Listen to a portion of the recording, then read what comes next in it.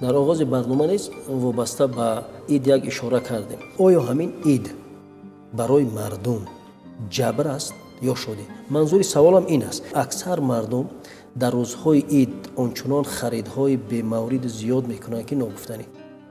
آن نفرانی که اگر توان خرید ندارند از حالا در اندیشه و فکر و خیال هستند که از کی و از کجا قرض گیرند تا در سرخوان ایدانه را آرا دهند.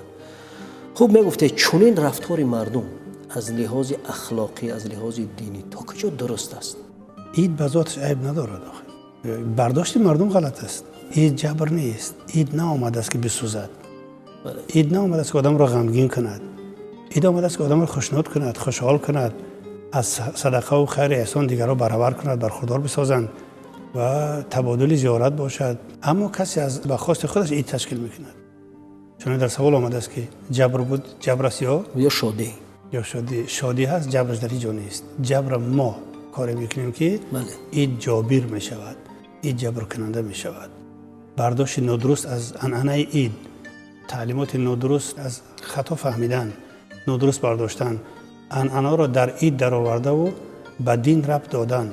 عنعنه مثلا ایجاد مردم کجای خواهن میدرایند، که از کجای خواهن سر میزنند. این چی معنا دارد؟ ما اید ساختیم، نه اون ایدی که بر ما آمده است.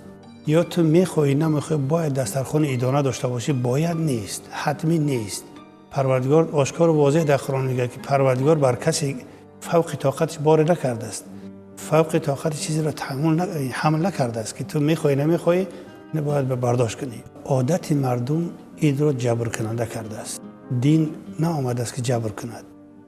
دین مبین اسلام آمده است که خیر کند، احسان کند، آمده است که راهنمون بسازد، آمده است که صرفه‌جویی را در جامعه پیاده کند، نه اسراف را در اوج اعلا بردارد. پروردگار آشکار و واضح میگوید بخورید بیاشامید. معنی کرده است بخورید بیاشامید، اسراف نکنید. پروردگار دوست نداره اسرافکاران را. به خاطر چی این سوالو پیشنهاد کردم؟ روز پیش نفر پرسید که اید آمده است، در فکرم که برای در سرخوان خرید کنم. پرسیدم چقدر باید لازم است؟ گفت کمش 3000 سامانه برای آراستن در سرخوان ایدانه. پس گفتم نکن. گفت آخه مردم چی میگویند؟ نکنی نمیشود. پس چرا که ما همیشه میگیم مردم چی میگه؟ چرا از منطق، از رفتار، از اخلاق، از دین، از آیین کار نمیگیره و چرا دیگرها همیشه به در سرخوان یا که بر خانه نفر دیگر کار میگیرن؟ سبب همین در چی میبینید؟ خیر مجبوری باشد اگر به درگاه خدا قبول نیست. خیر نباید از حیای مردم باشد. خیر نباید از طعنه و ملامت مردم باشد. این خیر نمیشد. خیر مجبوری به درگاه خدا قبول نیست. آدم با حسن نیت، با نیت نکو و از مال حلال داشتهش باید خیر کند. اینکه مردم را چی میگن؟ ببین اگر 3000 و 5000 از دکان قرض گرفتند، نامنویس کردند و مواد غذایی آوردند و دسترخوان آراستند، کسی در کنار همین استید قرض ادا کند؟ حتی کسانی در برادرای در مهاجرت مینتی هستند، اونها را هم غم اید میگیرد. ما اید را جبر کننده ساختیم. اید میاد چیکار میکنیم؟ اید چی میگوید؟ تو با دست برو برای خانه همسایه. من همسایه کم بضاعت است، همسایه فقیر است، دستنگر است، نیازمند است. نه با گردن کلفتی و برای طعنه و ملامت، بلکه با دست پر خانهش برو. اگر اید میروی، من آرد است، روغن است، خب خوشنود میشود، خوشحال میشود. این ایدانه بری است، اینو کسی معنی نکرده است.